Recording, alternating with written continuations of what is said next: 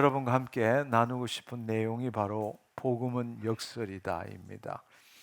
복음이 역설이라는 말은 역설은 보기에는 모순되는 것 같지만 바로 그 역설 안에 깊은 진리가 있고 또 그 깊은 진리를 우리가 체험해야 한다라는 것을 우리에게 말하고 있습니다. 사실 기독교의 복음은 처음부터 끝까지 역설로 가득합니다.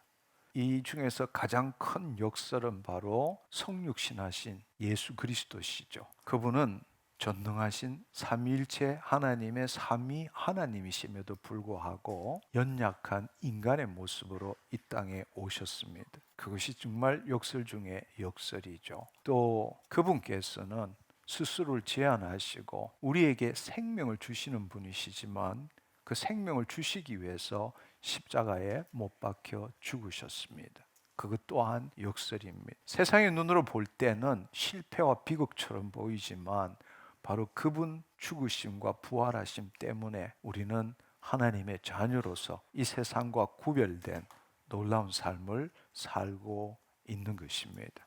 우리의 눈으로 보는 것과 하나님의 눈으로 보는 것은 틀리는 것입니다.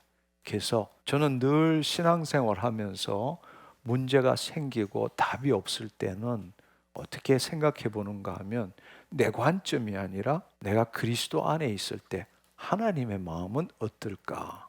하나님의 시선은 어떨까? 그 관점으로 보면 대부분이 문제가 될 게 없어요. 문제로부터 시작을 했는데 그것은 사실은 내 관점으로 보기 때문에 문제처럼 보이지만 그리스도 안에서 하나님의 마음으로 볼 때는 그것은 전혀 문제가 되지 않는다는 것입니다. 할렐루야. 예수님께서는 이 땅에 정말 역설로서 이 땅에 오셨지만 또 그분이 하신 말씀도 그 복음도 역설이죠. 예를 들어서 첫째가 되기를 원하면 꼴찌가 되라 이렇게 말씀하시잖아요. 자신을 높이는 자는 낮아질 것이고 자신을 낮추는 자는 높아질 것이다. 가난한 자가 복이 있다.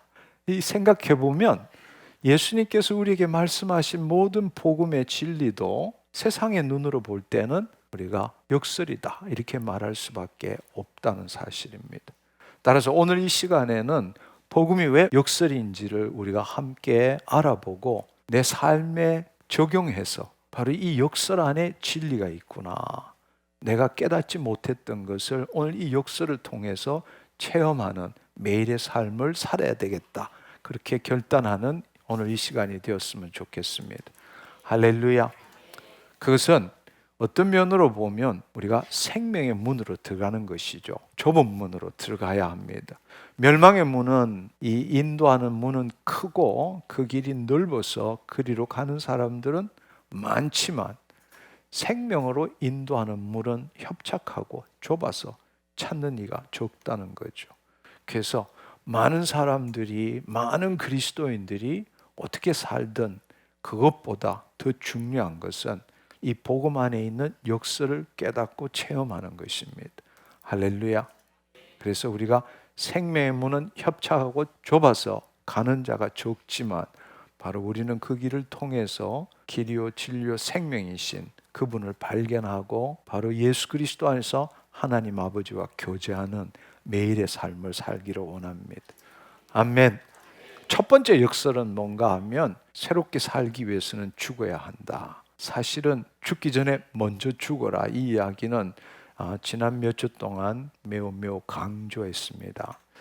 사실은 그리스도인들이라는 것은 영혼을 살리고 몸을 죽이는 삶을 살아야 하는데 그것이 바로 예수님이 우리에게 말씀하신 것인데 우리는 정반대로 자신의 영혼을 죽이고 몸을 살리는 삶을 살고자 애쓰고 있다라는 것입니다. 그래서 조금의 편안함, 만족, 잠시의 기쁨은 누릴 수 있지만 그것은 더 큰 결핍과 부족을 일으키고 영혼이 말라 비틀어지는 것을 우리는 점점 더 체험하게 됩니다.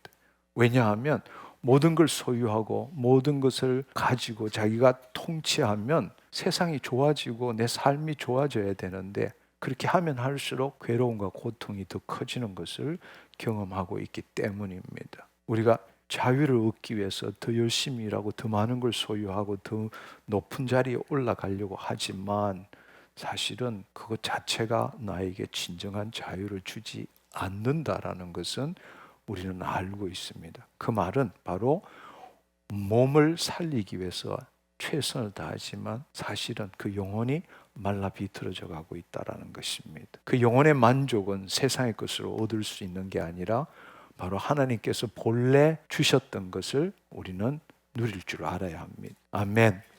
그것은 혼이 몸의 종노릇이 아니라 하나님의 영 안에 거할 때부터 하나님 본래 타락 전에 주셨던 신성과 원복을 누릴 수 있게 된다는 것입니다. 할렐루야. 그래서 마태복음 10장 28절은 우리에게 아주 큰 도전의 말씀을 우리에게 전하고 있습니다. 몸은 죽여도 혼은 능히 죽이지 못하는 자들을 두려워하지 말고, 이것은 바로 세상 신에 묶인 삶을 살지 말라는 겁니다. 그들은 우리의 몸은 죽일 수 있지만 우리의 혼은 죽일 수가 없다라는 것이죠. 그러나 오직 몸과 혼을 능히 지옥에 멸할 수 있는 일을 두려워하라. 이것은 하나님께서 하시는 일입니다. 우리에게 모든 기회를 주시고 끝까지 회개하고 용서하고 믿음의 선한 싸움을 싸우게 하시지만 마지막 때는 결산이 있게 되는 겁니다. 예수님이 재림하실 때 결산이 있게 될 때, 그때는 몸만 죽이는 것이 아니라 우리의 영혼도 온전한 믿음의 삶을 살지 못할 때는 음부로 내려가게 된다는 사실입니다. 할렐루야. 그렇기 때문에 우리가 질병을 또 고통을 받아도 내 몸이 고통을 받는다 할지라도 내 영혼까지 팔아먹어서는 안 된다는 것입니다. 할렐루야. 그렇습니다. 몸은 비록 마귀에 의해서 혹은 질병에 의해서 죽는다 할지라도 우리의 영혼은 주님의 품 안에 갈 줄 알아야 합니다. 할렐루야. 늘 하는 이야기지만 내 존재가 삶을 통해서 하나님을 나타내야 되지, 내 삶이, 내 지금 상황이, 내 신체가 내 존재를 통치하도록 허용해서는 안 된다는 이야기입니다. 할렐루야. 몸이 죽을 때 혼이 사는 것입니다. 그래서 영으로서 몸의 행실을 죽이면 너희가 살리니 말씀하신 겁니다. 이걸 반대로 이야기하면 혼이 살아야 몸이 살게 된다는 겁니다. 몸을 살리려면 혼은 말라 비틀어지지만 반대로 혼을 살리면 몸도 살아나게 된다는 사실입니다. 우리가 한번 생각해 보면 씨앗과 나무의 비유를 한번 생각해 보면 씨앗은 자신이 죽지 않으면 새로운 생명을 낼 수 없게 되는 거죠. 땅속에 있는 씨앗이 썩고 죽을 때 비로소 새싹이 돋아나게 되는 것입니다. 우리 인생도 마찬가지죠. 우리의 거짓자가 그리스도와 함께 죽을 때 비로소 하나님의 의도하신 그 생명이 나를 통해서 나타나고 자라나기 시작하는 것입니다. 그래서 예수님께서 한 알의 밀알이 땅에 떨어져 죽지 않으면 한 알 그대로 있게 되고 죽으면 많은 열매를 맺느니라, 그렇게 말씀하셨습니다. 이것은 너무 중요하기 때문에 여러 차례 강조했는데, 예수님을 따르기 위해서는 자기를 부인하고 자기 십자가를 지는 자만이 예수님을 좇을 수 있다고 말씀하셨고, 바로 그것의 핵심은 바로 우리의 목숨이 아니라 혼이라는 사실입니다. 할렐루야. 누구든지 자신의 혼을 구원하고자 하는 자는 잃을 것이고 누구든지 나를 위하여 자신의 혼을 잃으면 찾으리라 말씀하셨습니다. 따라서 우리가 예수 그리스도를 믿고 구원받은 자가 구원을 이루어가는 삶의 핵심은 바로 혼의 상태다라는 이야기입니다. 할렐루야. 자기를 부인하고 자기 십자가를 질 때에 혼이 몸의 종노릇에서부터 자유함을 누릴 수 있다라는 것입니다. 아멘. 또 한편으로 요한복음 12장 25절에도 동일한 말씀을 하고 있습니다. 자기 생명, 다른 말로 혼이죠. 자기의 혼을 사랑하는 자는 잃어버릴 것이고 이 세상에서 자기의 혼을 미워하는 자는 영생하도록 보존하리라. 그러니까 자기의 혼이라는 것이 자아 정체성이고 자아 정체성을 유지하기 위해서 자신의 생각과 감정을 자기와 동일시시키는 것이 거짓 자아라는 이야기입니다. 자신의 혼을 포기한다는 것은 거짓 자아를 포기한다는 것과 같은 이야기라는 것입니다. 그래서 우리는 날마다 죽는 연습을 해야 합니다. 고린도후서 4장 11절의 말씀에 보면 우리 살아있는 자가 이제 육체 가운데 거하는 자 이 말이죠. 항상 예수를 위하여 죽음에 넘겨지면 예수의 생명이 또한 우리 죽을 육체에 나타나게 하려 함이니라. 할렐루야. 이 복음의 역사를 깨달은 사도 바울은 자신이 자랑하는 유일한 것이 무엇입니까? 날마다 죽노라. 날마다 죽노라. 살기 위해서는 죽어야 한다는 겁니다. 그렇지만 세상에서 우리에게 알려주고 또 우리가 그동안에 해왔던 일은 뭔가 하면 나 자신을 지키고 최선을 다해서 살아야 한다. 이렇게 말하지만 예수님은 정반대로 이야기하시는 거죠. 나를 따르려거든 자기를 부인하고 자기 십자가를 져야 한다. 생각해보면 내가 내 자신을 지키지도 않고 최선을 다하지도 않으면 손해만 보고 죽으면 아무것도 아니라 이런 생각이 들지만 우리가 정말로 풍성한 삶, 몸을 죽이고 영혼을 얻는 삶, 영혼을 얻음으로 몸의 삶이 풍성하게 되는 삶의 핵심은 바로 역설이라는 거죠. 거짓 자아를 죽일 때 그리스도 안에 있는 참 자아가 나타난다는 것입니다. 그건 다른 말로 그 사람이 후퇴할 때 속 사람이 날로 날로 새로워진다라는 겁니다. 그렇기 때문에 우리가 내가 사는 것이 아니요 오직 내 안에 그리스도께서 사신다는 이 사실, 이것도 역설입니다. 그렇죠? 우리는 거짓자가 나라고 믿고 평생을 살아왔는데 이 거짓자가 죽을 때 비로소 그리스도 안에 있는 나, 이 속사람이 그 사람을 뚫고 나타나게 된다는 것입니다. 그래서 이 복음의 핵심을 생각해 보면 십자가의 죽으심과 그분의 부활에 참여하는 것이 바로 우리가 복음을 누리게 되는 거죠. 아멘. 그래서 사실은 그분의 죽으심에 연합해서 죽을 때에 그분이 부활하신 것처럼 우리도 지금 이 땅에서 부활의 몸을 살 수 있게 되는 거죠. 그러나 완전한 부활의 몸을 입는 것은 바로 이 삶을 우리가 이 현재적 하나님 나라에서 끝까지 훈련해 나갈 때 주님이 재림하실 때에 우리는 땅에서 난 자가 아니라 하늘로부터 난 자가 된다는 사실입니다. 할렐루야. 아멘. 그래서 우리가 훈련해야 되는 것은 날마다 우리 자신을 죽고, 즉 거짓 자아를 포기하고 그리스도 안에서 주님이 주시는 생명으로 부활의 삶을 훈련해 나가는 것입니다. 아멘. 로마서 6장 8절에서 11절의 말씀은 이것에 대해서 뭐라고 말하는가 하면, 만일 우리가 그리스도와 함께 죽었으면 또한 그와 함께 살 줄을 믿노니, 이는 그리스도께서 죽은 자 가운데 살아나셨음에 다시 죽지 아니하시고 사망이 다시 그를 주장하지 못할 줄을 알미로다. 그가 죽으시면 죄에 대하여 단번에 죽으심이고 그가 살아계시면 하나님에 대하여 살아계심이니, 이와 같이 너희도 너희 자신을 죄에 대하여 죽은 자요 그리스도 예수 안에서 하나님에 대하여는 살아있는 자로 여길지어다. 우리가 실질적으로 우리의 전인격적으로 주님은 나의 구원자이시고 주님은 나의 주님이십니다라고 고백할 때에 법적으로는 예수 그리스도의 영혼 몸의 구원 사역이 우리에게 이루어진 겁니다. 그러나 그 법적인 것과 현실적인 것은 틀리는 거예요. 지금의 우리 상태는 법적으로는 영혼 몸 전부가 구원을 받았지만 현실적으로는 하나님의 영이, 새 언약에 의해서 하나님의 영이 우리 안에 오셨기 때문에 우리의 영만이 지금 구원을 얻은 상태입니다. 따라서 우리는 구원을 이루어가기 위해서는 혼의 구원과 몸의 구원을 이루어가는 삶을 살아야 되는 거죠. 아멘. 구원을 받은 이유는 구원을 완성시키기 위한 것입니다. 구원을 완성시키는 이유는 내주하시는 왕국이 이루어짐으로 마침내 천년왕국에서 거주하시는 왕국에서 예수 그리스도와 함께 왕노릇하기 위함이란 사실입니다. 할렐루야. 근데 우리는 구원 받으면 끝이라고 생각해요. 그게 아니라 진짜 우리의 삶은 부활의 몸을 입고 예수님과 함께 이 땅에서 왕노릇하는 것이 진정한 우리의 삶이라는 사실을 다시 한번 깨닫기를 원합니다. 아멘. 여기에서 6장 11절의 말씀에 보면 이와 같이 너희도 너희 자신을 죄에 대하여 죽은 자요 그리스도 예수 안에서는 하나님에 대하여는 살아있는 자로 여길지어다.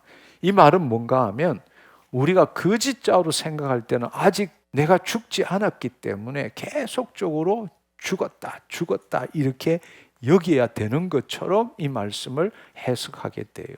아니요, 그렇지 않습니다. 이미 우리가 전인격적으로 예수 그리스도가 구원자이시고 주님이시란 걸 받아들일 때 우리는 이미 죽은 거예요. 우리가 거듭났다 이 말은 예수 그리스도의 죽으심에 연합하고 동시에 예수 그리스도의 부활하심에 연합했다라는 사실입니다. 아멘. 그래서 우리의 본질은 바뀐 거예요. 예수 그리스도 안에 새로운 피조물이 된 겁니다. 그러나 현실적으로는 우리의 육체가 바뀐 게 없잖아요.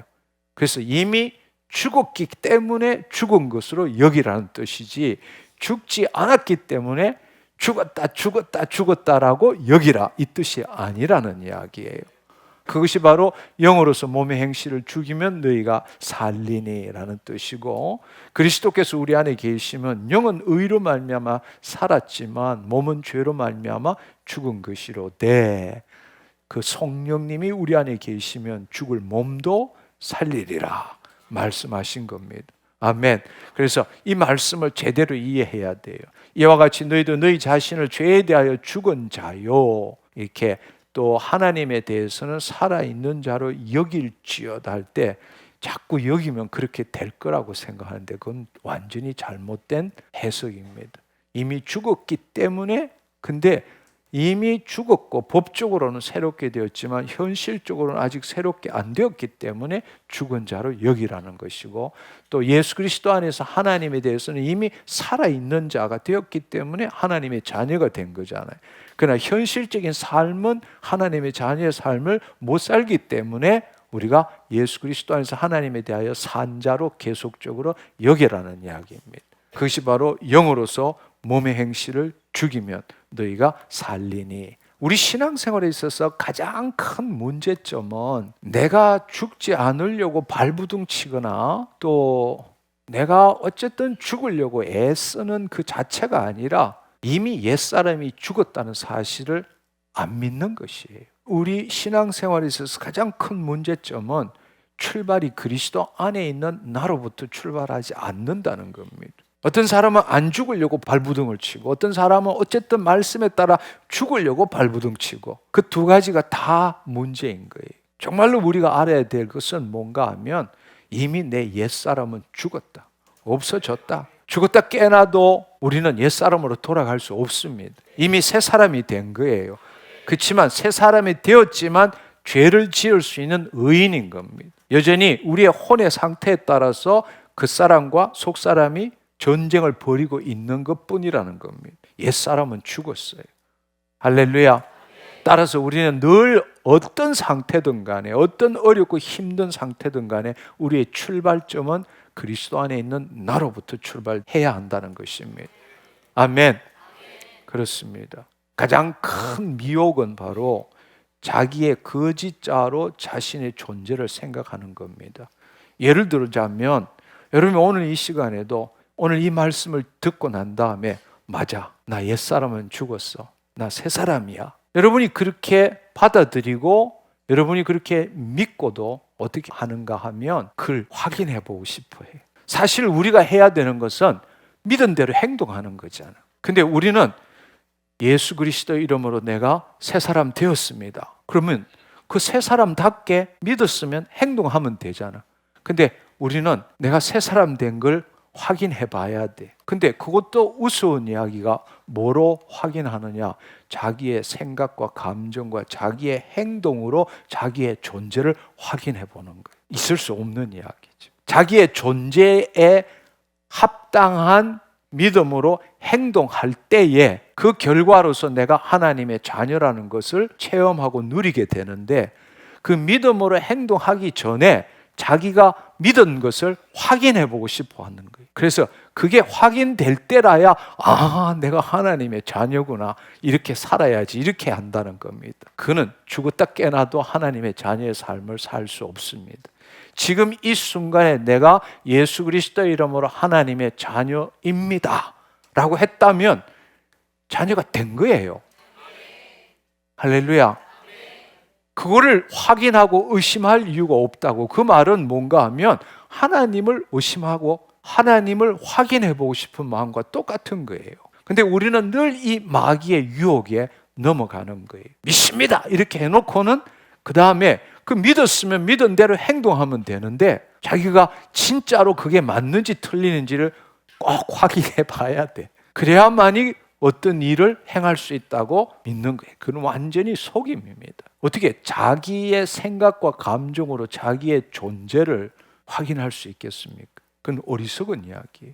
자기의 존재는 영적인 거고, 자기의 생각은, 관념은 혼이 생각과 감정을 붙들고 판단하는 거잖아요. 차원이 다른 거라고. 차원이 다른데도 우리는 자기의 이 과거의 경험과 지식에 기초한 생각과 감정을 가지고 자기 존재를 증명을 해야 속이 시원하다고 생각하는 거예요. 어떻게 거짓자로 자기의 존재를 증명할 수 있느냐고. 있을 수 없는 이야기예요.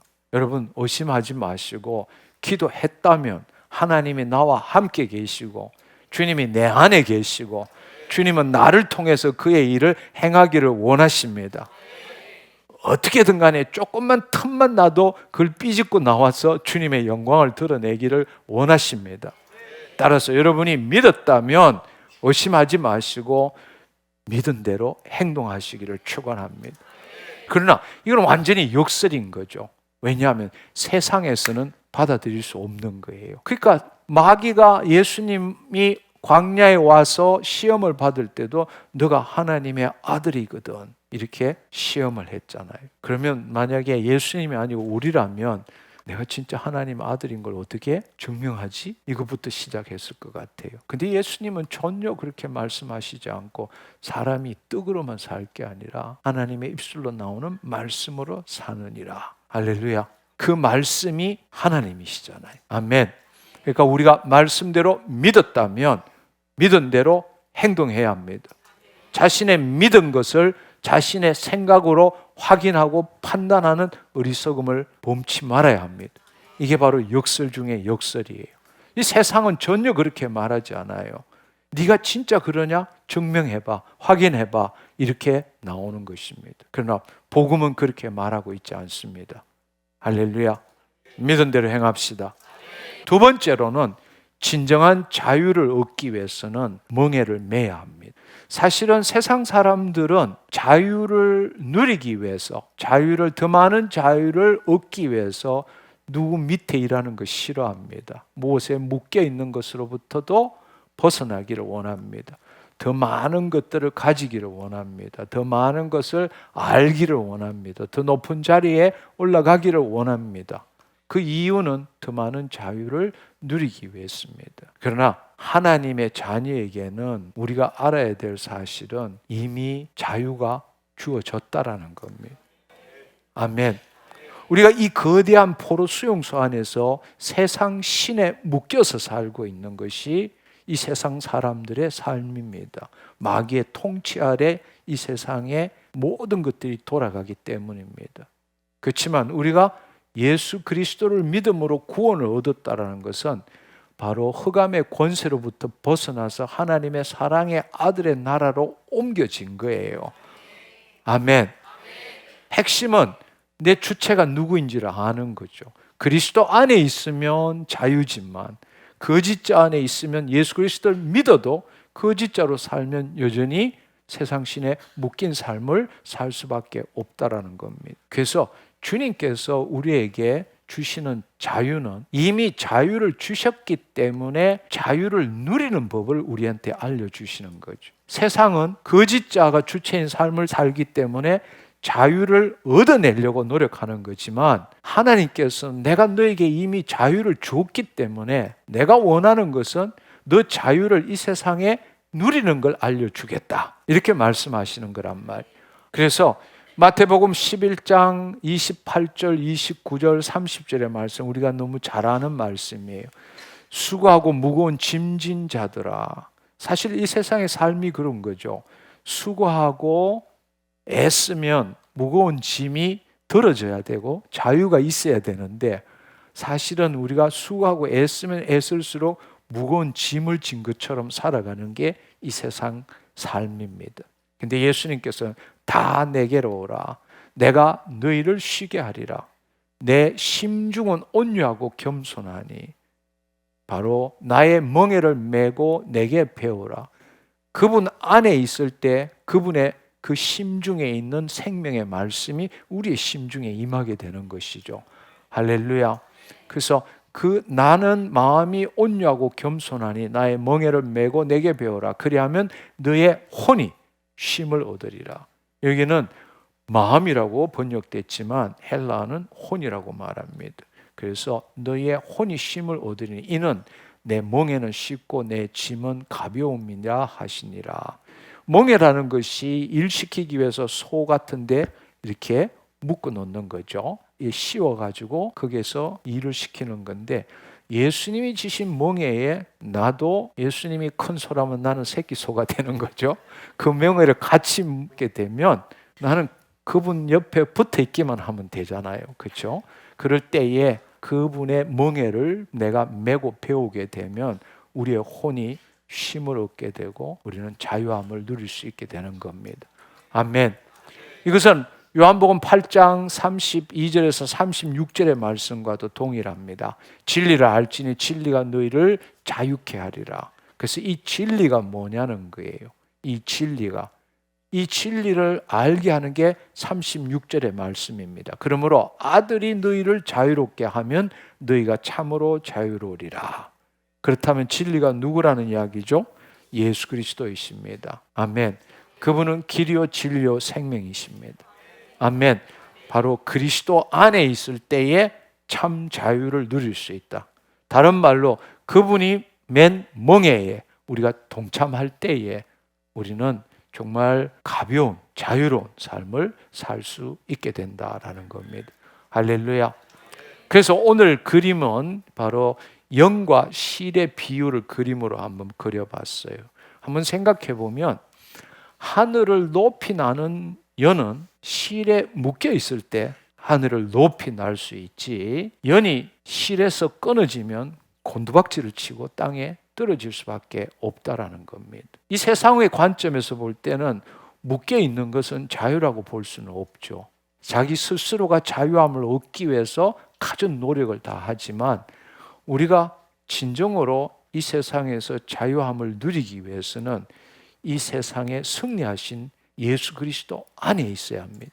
예수 그리스도에게 묶여 있어야 합니다. 그 멍에를 져야 합니다. 그때부터 진정한 자유를 누릴 수 있다라는 것입니다. 근데 우리는 그 예수님의 멍에에 동참하는 것도 싫어해요. 자존자로서 내가 모든 소유와 지배와 공급권을 다 누리려고 합니다. 그건 있을 수 없는 이야기예요. 우리가 아무리 노력해도 그 소유와 지배와 공급권은 좀 더 넓힐 수는 있지만 넓히는 만큼 고통과 괴로움이 따르는 겁니다. 그러나 내 소유와 내 지배와 내 공급권을 주님께 이양하면 하나님의 소유와 지배와 공급권을 마음껏 누릴 수 있게 되는 거죠. 할렐루야. 우리가 성령님이 임하셨을 때에 사도행전 4장에 보면 제일 먼저 일어나는 일이 뭐예요? 바로 성령 충만을 받은 백성들이 자기의 소유를 사도들 앞에 가지고 왔잖아요. 그 말은 뭘 의미하느냐? 자기의 소유권을 포기할 때, 할렐루야, 하나님의 소유를 마음껏 누릴 수 있다라는 이야기. 아멘. 그 말은 너희가 내 안에, 내 말이 너희 안에 있으면 무엇이든지 원하는 대로 구하라. 그리하면 이루리라 말씀하십니다. 결국 너희가 내 안에, 내 말이 너희 안에 있다는 것은 내가 죽었다는 뜻이죠. 거짓자가 죽었다라는 겁니다. 아멘. 내가 사는 것이 아니라 내 안에 그리스도께서 사신 것이라. 그럴 때는 무엇이든지 우리는 누릴 수 있게 된다는 겁니다. 할렐루야. 갈라디아서 5장 1절은 이렇게 말씀하십니다. 그리스도께서 우리를 자유롭게 하려고 자유를 주셨으니 그러므로 굳건하게 서서 다시는 종의 멍에를 매지 말라. 아멘. 우리로 하여금 이 세상 신이 통치하는 이곳에 예수님이 오셔서 하나님 나라의 좋은 소식을 전했잖아요. 그러면 하나님 나라라는 것이 하나님의 통치를 의미하는 거잖아요. 그러면 하나님 나라 복음의 전제는 뭔가 하면 마귀가 통치하고 있다라는 것을 전제로 하고 있잖아요. 근데 예수님이 이 땅에 오셔서 이제는 마귀가 통치하는 것이 아니라 하나님께서 통치하신다. 이게 좋은 소식이잖아요. 할렐루야. 그래서 우리는 자유함을 누리게 된다는 겁니다. 근데 우리가 거짓자로 살게 되면 결국에는 다시금 종의 멍에를 매게 되는 것이죠. 그리스도 안에 들어올 때, 그리스도와 함께 멍에를 맬 때 우리는 진정한 이 세상에 누구도 누리지 못하는 자유함을 누릴 수 있다는 겁니다. 근데 그 자유함을 누리려면 살아야 돼요. 살려면 먼저 죽어야 돼요. 그래서 죽기를 무서워함으로 일생에 매여 종노릇하는 모든 자를 놓아주려 하심이라. 이 일을 행하신 분이 예수님이시라는 이야기. 할렐루야. 우리 다는 죽기를 두려워하는 거죠. 사실은 우리가 지난주에 함께 나눈 것처럼 우리가 이 죽음은 두 가지의 이 혼의 어두운 밤을 겪게 되는데, 이 죽음을 겪을 때는 진정한 참빛 안에서 자유함을 누릴 수 있게 된다는 사실입니다. 아멘. 그래서 우리가 자유라는 것은 인간이 자존자로서 자유를 누릴 수는 없습니다. 자유는 어디에 속하든지 간에 우리가 본래 지은 우리를 창조하신 분 안에 있을 때에 자유함을 누릴 수 있는 것이지 그 외에는 어떠한 자유도 누릴 수 없다라는 겁니다. 그래서 예수님에게 속박당하는 게 아니라 우리가 알아야 될 것은 창조주, 그분은 창조주시잖아요. 창조주 안으로 들어갈 때에 그분이 창조하신 모든 것에 자유함을 누릴 수 있게 된다는 겁니다. 그래서 예수 그리스도에게 속박당하는 것이 아니라 예수 그리스도 안에 있을 때만이 참 자유를 누리고 해방되는 것이다. 이것을 우리가 알아야 합니다. 아멘. 그래서 예수 그리스도 안에서는 결코 중죄함도 없고 예수 그리스도 안에 있는 생명과 성령의 법이 죄와 사망의 법으로부터 우리를 해방시켰잖아요. 그래서 예수 그리스도 안에 속박된다는 것은 자기 자신으로부터 해방받는다는 뜻이에요. 아멘. 예수 그리스도 안으로 들어온다. 즉 예수 그리스도에게 속박당한다. 예수 그리스도의 멍에를 친다라는 것은 다른 말로 자기로부터 해방받는다. 두 번째로는 세상으로부터 해방받는다. 아멘. 그래서 갈라디아서 6장 14절의 말씀은 그러나 내게 우리 주 예수 그리스도의 십자가 외에 결코 자랑할 것이 없으니 그리스도로 말미암아 세상이 나를 대하여 십자가에 못 박히고 내가 또한 세상을 대하여 그러하느니라. 할렐루야. 그리스도 안에 있을 때는 세상이 나에게 아무런 영향도 못 미칠 뿐만 아니라 나 역시 세상에 묶여 들어가지 않는다라는 겁니다. 자유함을 누린다는 이야기죠. 그래서 그리스도에게 속박당한다라는 것은 자기로부터 자유함을 누린다. 세상으로부터 자유함을 누린다. 아멘. 우리가 세상적으로 말하자면 자유함을 누리기 위해서 더 많이 가져야 되고 더 높은 곳에 올라가야 되고 더 애써야 되는 것인데 복음은 역설입니다. 복음은 역설이에요. 자유함을 누리기 위해서는 그리스도 안으로 들어가야 한다. 할렐루야. 멍에를 메어야 한다는 것입니다.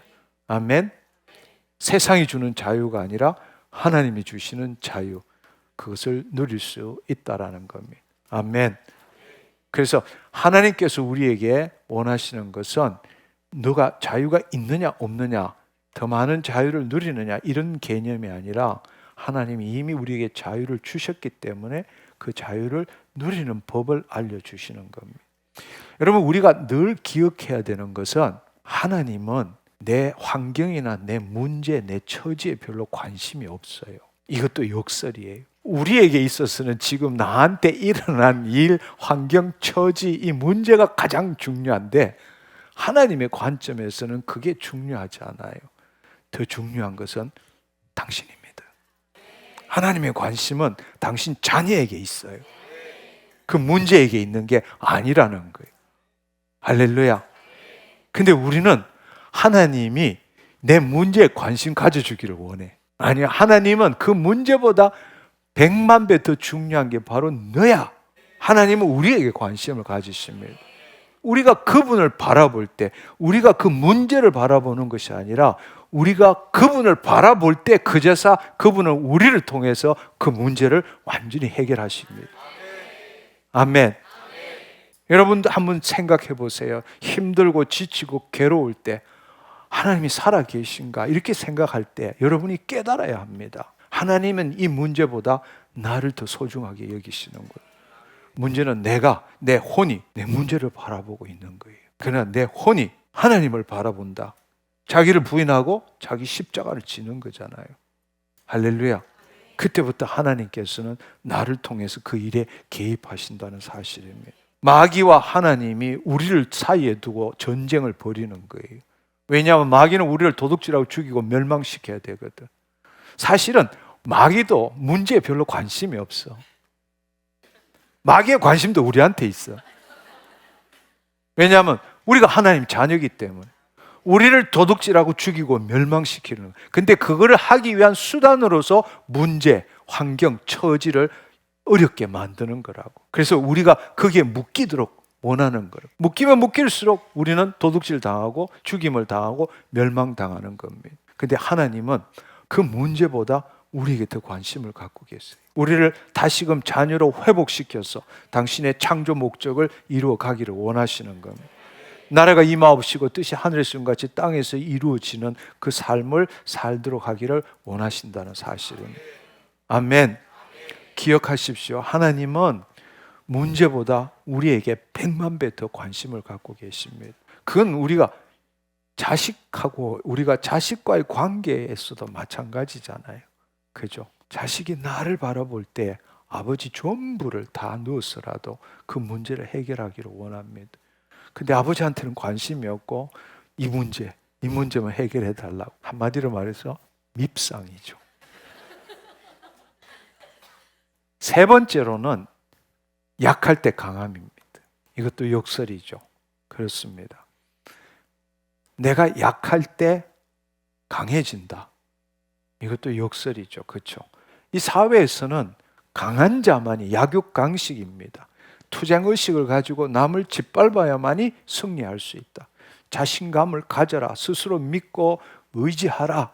You can do it. I can do it. 이런 것이 이 세상에서 가르쳐 주는 것입니다.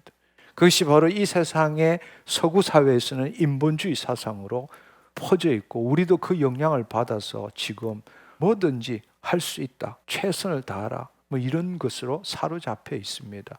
지금 이 정도가 아니라 잠을 줄이고 무슨 일을 더 하고 어떻게 하면 더 효율적으로 할 수 있느냐.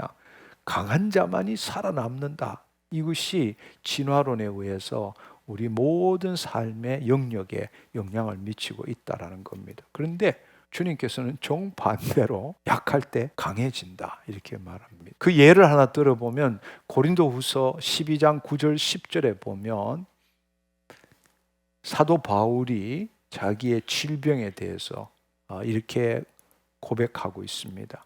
나에게 이르시되 내 은혜가 내게 족하도다. 이는 내 능력이 약한 데서 온전하여 짐이라 하신지라. 그러므로 도리어 크게 기뻐함으로 나의 여러 약한 것들에 대하여 자랑하리니 이는 그리스도의 능력이 내게 머물게 하려 함이니라.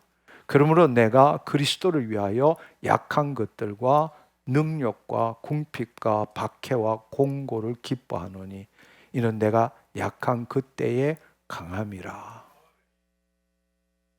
할렐루야. 저는 개인적으로 이런 경험을 가진 적이 있어요. 그때는 하나님을 생명적으로 만나지 못하고 열심은 특심이었어요. 그래서 하나님께 영광 돌리기 위해서 내가 할 수 있는 일이 얼마나 될까를 증명하는 삶을 살아왔어요. 근데 어느 날 어떤 분에게 기도를 받게 됐어요. 근데 그분이 나한테 그렇게 기도하는 거예요. 너는 뭐도 잘하고 뭐도 잘하고 뭐도 잘하는데 내가 너한테 해줄 게 뭐가 있느냐. 너무나 충격적이었어요. 너무나 충격적이었어. 너는 네 잘난 맛에 사는데 내가 너한테 해줄 일이 뭐가 있겠느냐. 근데 나한테는 늘 그분한테 더 받기를 원했거든요. 근데 나는 남보다 뛰어나기 위해서 애썼고 최선을 다해서 그렇게 살아왔어. 그것이 믿지 않는 자와 믿는 자의 차이라고 생각한 거죠. 그래서 2등은 허용이 안 돼. 1등이 돼야 돼요. 최선을 다해야 돼요. 근데 기도를 받았는데 그분이 예언적인 기도를 하면서 너는 뭐도 잘하고 뭐도 잘하고 뭐도 잘하고 뭐도 잘하는데 내가 너한테 해줄 일이 뭐가 있느냐. 너무나 큰 충격을 받았어. 나는 내가 강해야만이 하나님을 나타낸다고 생각했는데 그게 아니라 하나님이 나한테 아무런 것도 할 수 없는 상태를 내가 만들고 살아온 거예요. 너무나 기도 받는데 부끄럽고 수치스러웠고 눈물이 나더라고. 내가 잘못 살았구나.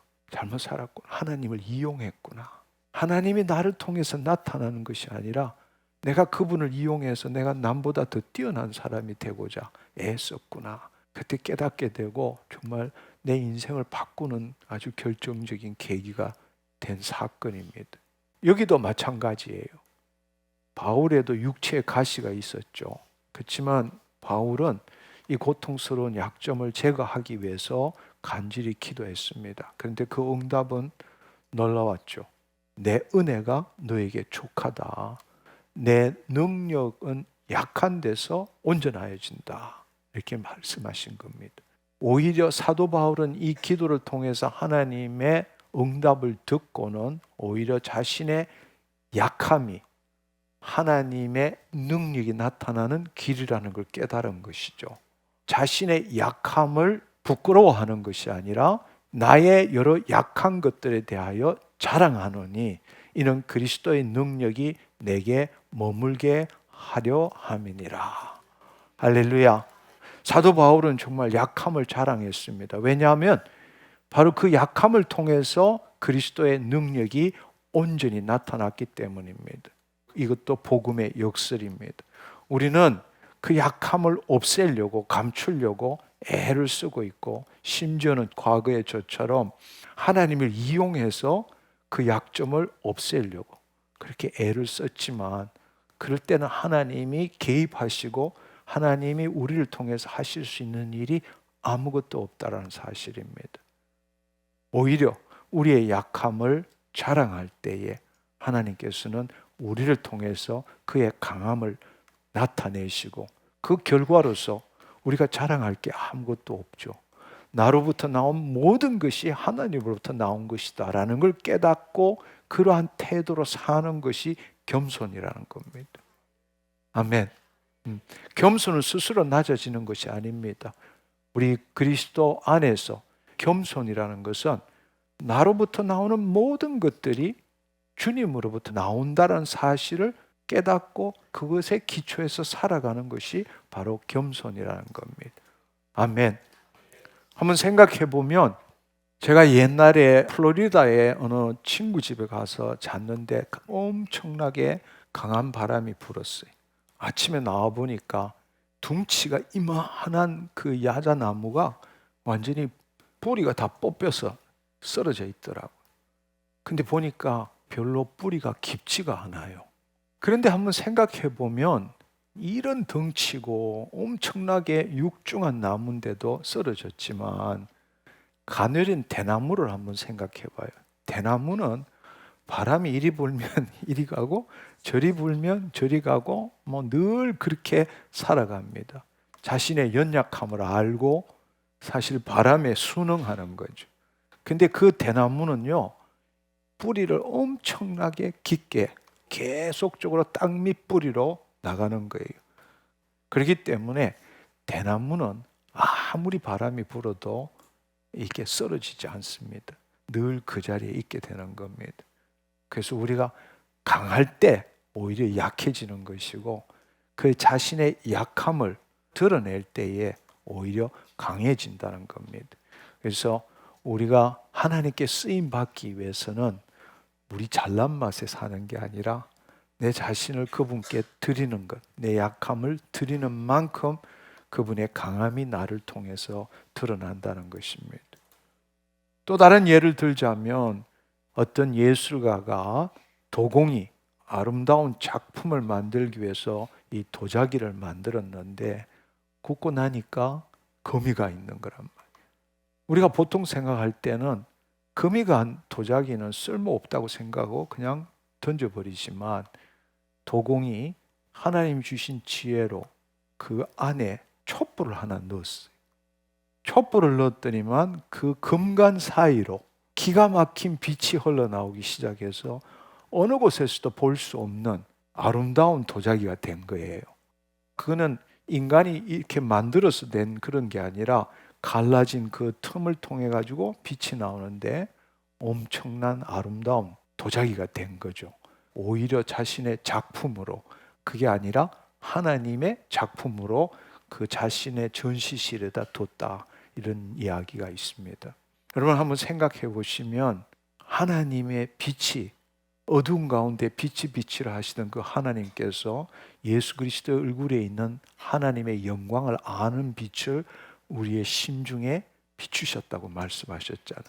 예수님이 세상의 빛이잖아요. 우리가 예수 그리스도 안에서 세상의 빛이잖아요. 우리의 몸이 약하지만 약함을 통해서 하나님의 영광이 드러나게 된다는 것입니다. 아멘. 사고를 당해서 뭐가 하나 없어서 뭐가 부족해서 나는 별 볼 일 없는 사람이다 이렇게 생각할지 모르지만 그건 내가 생각하는 거지. 그러나 내 안에 하나님의 참빛이 있다면 이렇게 연약한 가운데, 이렇게 여러 가지로 부족하고 뭔가 이런 가운데도 하나님의 영광이 드러난다는 것은 무엇과도 바꿀 수 없는 아름다운 이야기입니다. 아멘. 결국 완벽한 도자기는 자신의 아름다움만 나타내잖아요. 그렇지만 금이 간 도자기는 세상에 빛을 나누어 주잖아요. 아멘. 예를 들어서 닉 부이치치 목사님 기억나시나요? 세상적으로 볼 때는 정말로 가장 불쌍한 사람일 거라고. 그도 초창기에는 그렇게 살았죠. 그렇지만 그의 약함이 하나님의 강함으로 나타난 거잖아요. 아무것도 없는데 세상에서 가장 행복한 삶을 사는 자가 닉 부이치치 목사님이잖아요. 할렐루야. 우리의 약함을 두려워하지 맙시다. 여러분 기억하십시오. 우리가 도자기라고 생각해 보라고. 우리가 이유는 알 수 없지만 깨어질 수도 있고 금이 갈 수도 있고 뭔가 세상적으로 볼 때는 부족할 수도 있지만 그곳에 하나님의 참빛이 있다는 사실, 우리 안에 하나님의 그 빛이 있다는 사실. 할렐루야. 그 빛이 비춰질 때에 세상 사람들은 충격을 받게 되는 거죠. 세상에서는 온전한 그릇만이 쓰임받을 수 있다고 믿고 있는데 이렇게 하잘것없는 그 그릇을 통해서 하나님의 영광이 드러난다. 그거야말로 하나님을 증거하는 가장 좋은 방법 아니겠습니까? 암에 걸려도 다른 사람에게 복음을 전할 수 있습니다. 옛날에 한 자매가 있었어요. 저희 집회에 늘 참석했는데 육종암으로 고통받았어요. 암에 걸렸음에도 불구하고 주위에 있는 그 환자들에게 복음을 전하는 그 일을 했어요. 그분이 울진에 살았는데 그 자매가 암을 가진 상태로 울진에 있는 모든 목사님을 찾아다니면서 한 분 한 분한테 이 메시지를 들어보라고 해서 제가 울진에서 교회 연합 집회를 가진 적이 있어요. 그것은 어느 목사님 때문이 아니라 그 자매 한 사람 때문이에요. 그 자매는 암에 걸려서 죽어감에도 불구하고 세상에서 가장 아름다운 여인이었어요. 영혼의 향기가 나는 자매였어요. 너무 놀라운 삶을 살았고 그 자매만 생각하면 가슴이 아려워요. 짧은 인생이었지만 누구보다도 멋지고 아름다운 삶을 살았습니다. 우리도 부족합니다. 우리도 연약합니다. 우리도 모자라는 게 많아요. 그러나 내가 그걸 더 능력 있게 살려고 애쓰는 것이 아니라 내 자신을 하나님께 드릴 때부터 우리 안에 있는 하나님이 나를 통해서 나타나신다는 사실, 내가 약할 때 하나님의 강함이 나타난다는 것입니다. 아멘. 고린도전서 1장 27절 29절은 이 부분에 대해서 그러나 하나님께서 세상에 미련한 것들을 택하사 지혜 있는 자들을 부끄럽게 하려 하시고 세상의 약한 것들을 택하사 강한 것을 부끄럽게 하려 하시며, 하나님께서 세상의 천한 것들과 멸시받는 것들과 없는 것들을 택하사 있는 것들을 패하려 하시나니, 이는 아무 육체도 하나님 앞에서 자랑하지 못하게 하려 하심이니라. 아멘. 자신이 약하다, 자신이 부족하다 이렇게 생각하시는 분, 그렇게 생각하지 않기를 축원합니다. 여러분이 아무리 못나고 여러분이 아무리 보잘것없다 할지라도 잘난 사람 안에 있는 하나님의 영광의 빛과 당신 안에 있는 영광의 빛은 차이가 한 트럭만큼도 없습니다. 똑같은 하나님의 영광의 빛입니다. 할렐루야. 완벽한 사람은 그 영광이 드러나지 못하게 해요. 그러나 여러분이 약하고 금이 같다면 바로 그것을 통해서 하나님의 영광이 드러나는 것입니다. 우리가 예수 그리스도를 믿고 잘난 사람만이 좋은 것이 아니라 우리가 약하고 부족한 우리를 하나님께서 쓰신다는 사실을 기억하기를 축원합니다. 아멘. 사실은 교회의 이 역사를 보면 성경에도 수많은 사람들이 강해서 쓰임 받은 것은 아닙니다. 예를 들어서 모세는 강한 자도 아니에요. 40년 동안 미디안에 있는 동안에 말더듬이가 돼서 말도 제대로 못했어. 그렇지만 하나님께서는 모세를 쓰신 겁니다. 다윗은 엄청난 사람이 아니에요. 양치는 목동이었어. 그 형제들도 우습게 봤던. 그렇지만 하나님께서는 다윗을 쓰셨습니다. 베드로는 어떻습니까? 베드로는 다혈질이고 실패한 어부죠. 바울도 마찬가지죠. 바울은 예수님을 대적했던 사람이에요. 그런데도 하나님께서는 바로 그런 사람들을 쓰셨다는 것입니다. 사실 다 우리에게는 부족한 점, 약한 점이 있다라는 겁니다. 따라서 무엇 때문에 나는 어쩔 수 없다, 이런 것은 있을 수 없다라는 이야기입니다. 오히려 무엇 때문에 하나님의 영광을 더 드러낼 수 있다. 약할 때 강함이다. 아멘. 이 세상은 늘 우리에게 합리화시키기를 원하잖아요. 나 무엇 때문에 이럴 수밖에 없어. 무엇 때문에 증후군에 시달리고 있잖아요. 근데 복음은 역설입니다. 반대로 무엇 때문에 강함이 되고 무엇 때문에 하나님의 영광을 드러낼 수 있다는 겁니다. 네 번째로는 길을 찾으려거든 길을 포기하라. 우리는 살아가면서 늘 문제를 직면합니다. 늘 괴롭고 힘들고 이것만 해결하면 정말 잘 살 것 같은데, 이런 문제들이 늘 똑같이 다가와요. 이게 내 인생의 최고의 어려움이다 생각하지만 그거 지나고 나면 그보다 더 큰 어려움이 늘 닥치게 됩니다. 그런데 우리가 정말로 길을 잃어버릴 만큼 힘든 일은 뭔가 하면 하나님께서 약속을 저버리는 것 같은 상황이 닥쳐올 때입니다. 이건 정말 방법이 없어요. 하나님이 약속하신 것을 마치 저버리는 것 같은 상황을 직면할 때에 우리는 정말 답도 없고 길도 없습니다. 이런 부분을 성경에서 찾아보면 가장 적절한 예가 바로 아브라함과 이삭의 예입니다. 창세기 15장부터 시작해서 하나님께서는 아브라함에게 믿음으로 어렵다 여기고 계속 아들을 놓을 것이다 이렇게 했는데, 아브라함이 진짜 믿음을 가진 건 아니었죠. 엘리에셀에다가 이스마엘에다가, 그래서 하나님이 화가 나셔서 13년 동안 찾아오시질 않았어요. 그리고 99세 때 찾아오셨어요. 그래서 1년 뒤에 이삭을 놓을 거라고 이야기했어요. 사라는 그것도 못 믿어가지고 웃었어. 이런 이야기들을 우리가 잘 알고 있습니다. 그러니까 이삭은 약속의 아들이, 그것도 한 방에 약속에서 이룬 것도 아니고 그 믿음의 여정을 통해서 마침내 약속을 이루어 주셔서 이삭을 얻은 거예요. 정확하게 이삭이 몇 살인지는 모르지만 어느 날 하나님께서 이삭을 모리아 산에 가서 희생 제물로 드려라. 이거는 멘붕 정도가 아니야. 답이 없는 거라고. 아니 그러면 주지나 말지. 그것도 그 오랜 세월을 약속의 아들로서 이삭을 줬는데 그 이삭을 주고 난 다음에 이삭을 또 죽여라. 이거는 말이 안 되는 이야기인 거예요. 답이 없는 이야기라고. 근데 놀라운 사실은 아브라함은 이삭을 데리고 간 거죠. 하인들이 물었을 때도 다시 우리 돌아온다. 이삭이 제단에 올릴 제물은 어디 있습니까? 하나님이 알아서 준비하셨다.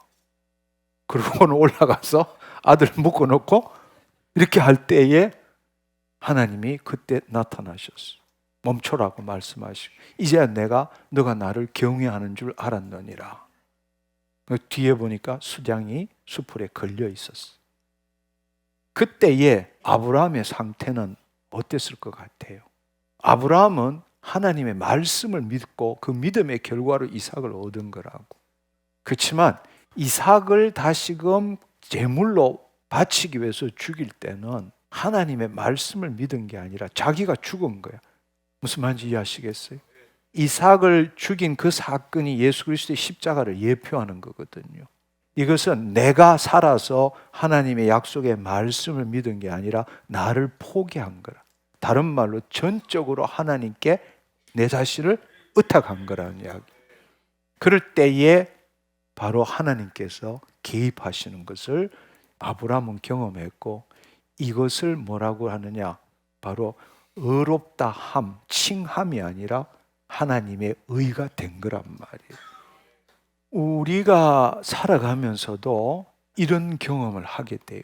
답이 없는 경험, 도저히 그냥 꼼짝달싹도 할 수 없는, 이거는 하나님의 말씀으로도 해결할 수 없는 이런 일을 봉착할 때가 있습니다. 그럴 때 어떻게 해야 되느냐? 결국에는 자기를 죽이는 것이죠. 하나님께 내 자신을 온전히 의탁하는 겁니다. 이 부분을 어떻게 해석했는가 하면 히브리서 11장 17절에서 19절을 보면 아브라함은 시험을 받을 때 믿음으로 이삭을 드렸으니 그는 약속을 받은 자로 돼 그 외아들을 드렸느니라. 약속으로 받은 자지만 그 외아들을 드렸느니라. 19절에 보면 그가 하나님이 능히 이삭을 죽은 자 가운데서 다시 살리실 줄을 생각한지라. 비유컨대 그를 죽은 자 가운데서 도로 받은 것이니라. 할렐루야. 이것은 자기가 죽지 않고는 도저히 받아들일 수 없는 거라고. 아멘. 자기를 하나님께 온전히 하나님의 말씀을 믿는 게 아니라 그 말씀을 믿는 내 자신을 하나님께 드린 거란 말이에요. 그때 하나님이 개입하신다는 겁니다. 할렐루야. 우리도 답이 없는 상황이 많잖아요. 사업의 실패, 건강의 문제, 가정의 위기, 관계의 갈등, 이게 정말 어떻게 할 수도 없는 그런 막막한 순간이 올 때가 있습니다. 근데 여러분, 답을 찾으려고 애쓰지 말라는 겁니다. 요지는 이거예요. 우리는 답을 찾아야만이 자기 존재가 유지되는 거예요. 답이 없다라는 건 죽음이라고. 이럴 경우에 우리가 하는 일은 필사적으로 답을 찾으려고 해요. 필사적으로 어떻게든 간에 살아남을 수 있는, 이 위기를 극복할 수 있는 답을 찾으려고 애를 쓰는 거라고. 이게 바로 세상의 방법이지만 복음이 역설인 것은 답을 찾지 말라는 거예요. 답을 찾는 것이 아니라 그 답을 찾는 나를 주님께 의탁하라는 이야기. 답을 찾는 나를 드린다는 것은 모든 걸 포기한다는 것 똑같은 이야기잖아요. 아멘. 그럴 때에 하나님께서 세기를 여십니다.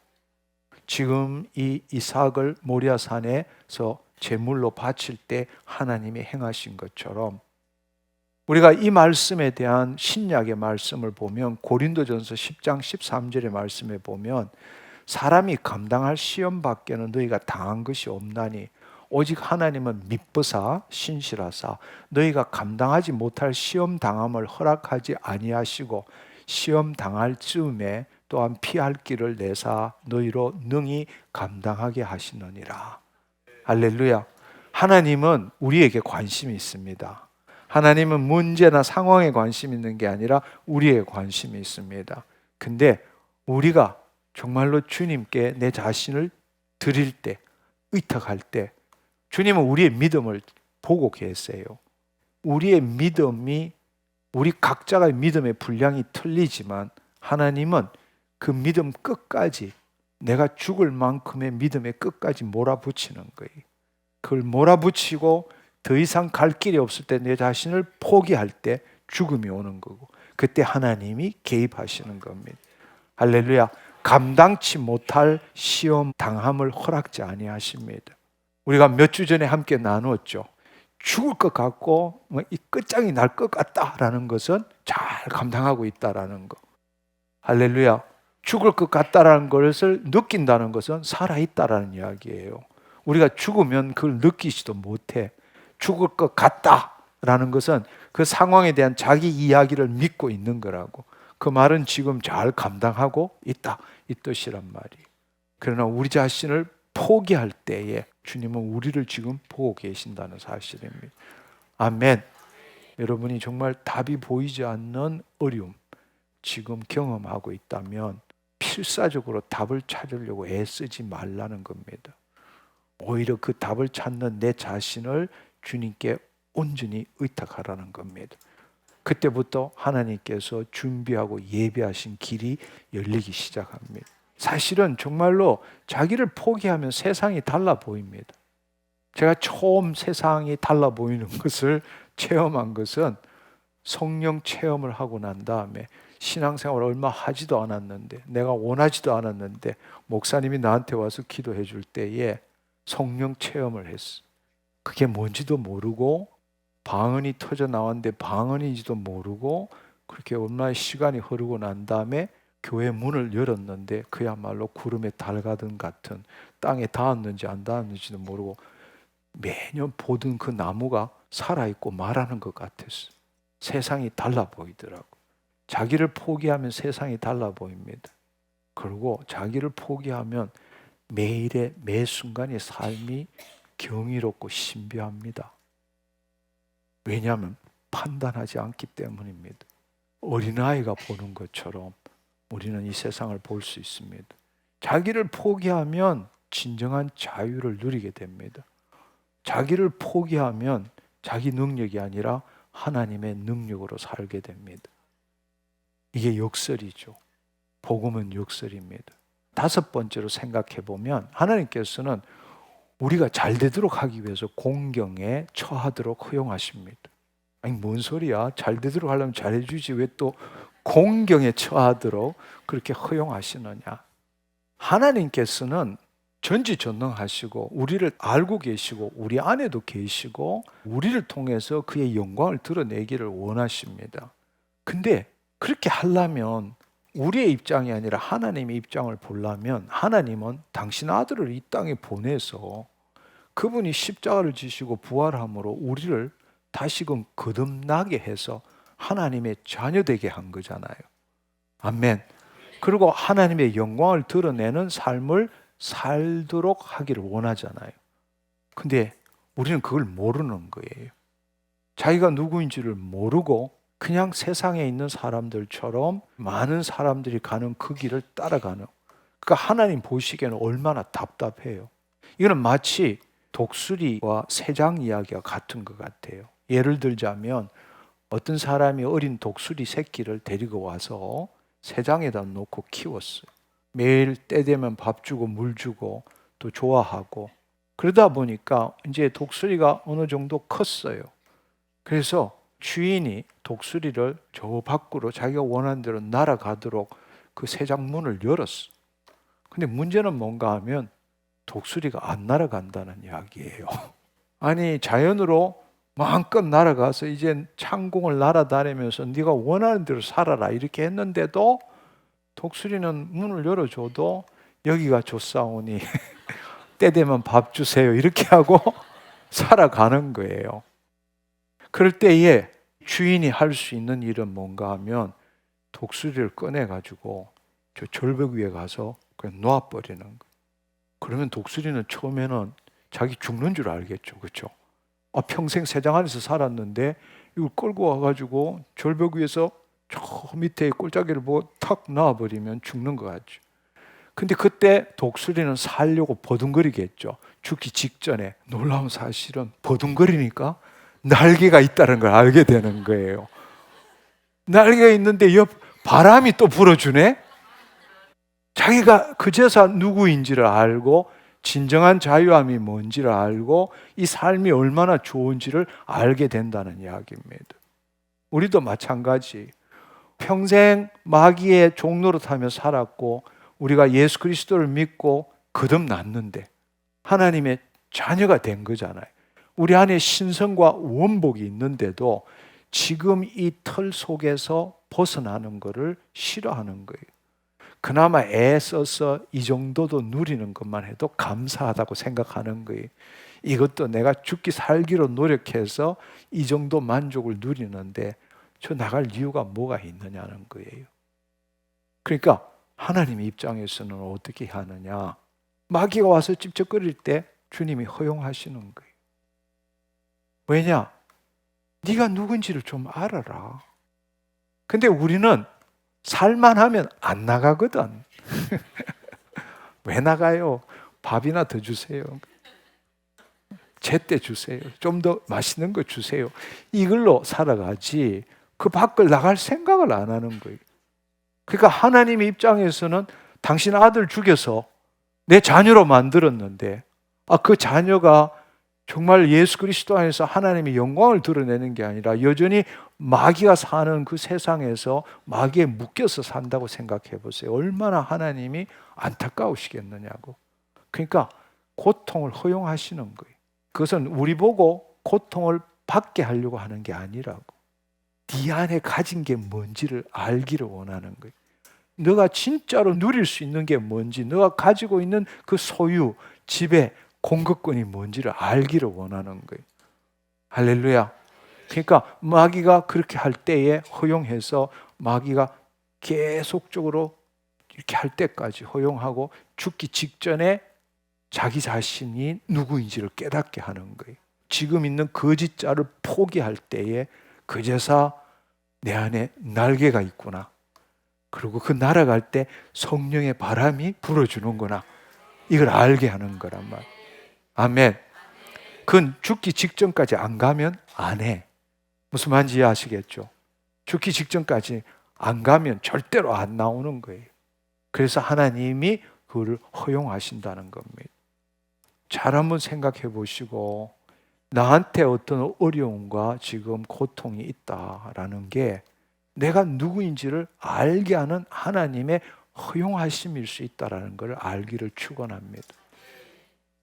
아멘. 여러분이 그 문제에 답을 얻으려고 애쓰고 여기저기에서 모든 정보를 얻으려 하고 어쨌든 거짓자로 이 문제를 해결하려고 할 때에 하나님께서는 너가 누구인지를 알아라. 너가 누구인지를 알아라. 하나님께서는 마귀가 몰 때도 허용하시고 죽기 직전까지 갈 때에 내 자신을 포기할 때 아까 말한 아브라함처럼 포기할 때 비로소 내 안에 있는 것이 뭔지 내가 오리 새끼가 아니라 독수리였다라는 걸 알게 하신다는 사실입니다. 아멘. 그렇습니다. 이 말씀이 신명기 32장 10절에서 12절의 말씀은 독수리가 새끼들을 어떻게 키우는지를 우리가 볼 수 있는 구절이 있더라고요. 여호와께서 그를 황무지에서 짐승이 부르짖는 광야에서 만나시고 호위하시고 보호하시며 자기의 눈동자같이 지키셨도다. 마치 독수리가 자기 보금자리를 어지럽게 하며 자기 새끼 위에 너풀거리며 그의 날개를 펴서 새끼를 받으며 그의 날개 위에 그것을 엎는 것 같이. 그러니까 새끼는 그 안에서 이렇게 하고 엄마한테 음식 얻어먹는 걸로 만족하는데 독수리는 와서 날개를 쳐서 그 새끼 독수리가 다 떨어지게 만드는 거예요. 그렇지만 그럴 때에 그 독수리가 버둥버둥할 때에 어미 새끼는 그 날개를 펴서 새끼를 받으며 그의 날개 위에 그것을 엎는 것 같이 여호와께서 홀로 그를 인도하셨고 그와 함께 다른 신이 없었도다 말씀하시는 거예요. 할렐루야. 지금의 삶에 안주하지 마십시오. 다른 말로 지금의 삶 여기가 좋사오니 이런 분들은 하나님이 고통을 허용하십니다. 여러분 한번 생각해 보세요. 나 이 정도면 됐어. 교회도 열심히 다니고 또 적당하게 돈도 벌고 내가 지위도 있고, 이렇게 생각하시는 분, 하나님이 당신을 사랑하시기 때문에 고통을 허용하십니다. 할렐루야. 그래야만이 당신이 세장 안에서 나올 수 있기 때문입니다. 할렐루야. 아멘. 내 형제들아, 너희가 여러 가지 시험을 만나거든 온전히 기뻐하라. 이는 너의 믿음의 시련이 인내를 만들어내는 줄 너희가 알미니라. 인내를 온전히 이루라. 이는 너희로 온전하고 구비하여 조금도 부족함이 없게 하려 하심이니라. 할렐루야. 그렇습니다. 여섯 번째는 뭔가 하면, 우리는 원하는 걸 달라고 기도하죠. 근데 하나님께서는 우리가 원하는 것을 주시는 것이 아니라 그 원하는 것보다 우리가 더 소중하기 때문에 원하는 것에 합당한 사람으로 빚으시기를 원하신다는 겁니다. 하나님은 언제나 답을 주십니다. 근데 그분의 길과 우리의 길, 그분의 생각과 우리의 생각이 틀릴 뿐이지, 되돌아 생각하니까 하나님이 언제나 답을 주셨다, 이렇게 생각이 됩니다. 왜냐하면 우리가 거듭날 때에 하나님의 신성과 원복이 이미 우리 안에 있는 거예요. 할렐루야. 그러니까 우리가 원하는 것은 사실은 이미 다 주셨어요. 이 땅에서 내가 원하는 것을 이미 우리 안에 주셨기 때문에 우리로 하여금 그 주신 것들을 경험하고 누리도록 하기를 원하시는 겁니다. 그게 하나님 방식이에요. 이미 주셨기 때문에.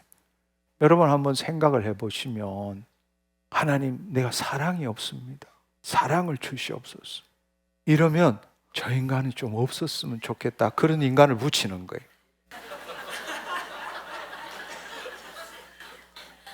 근데 우리는, 아니 하나님 사랑을 달라는데 왜 이런 놈을 붙여주십니까?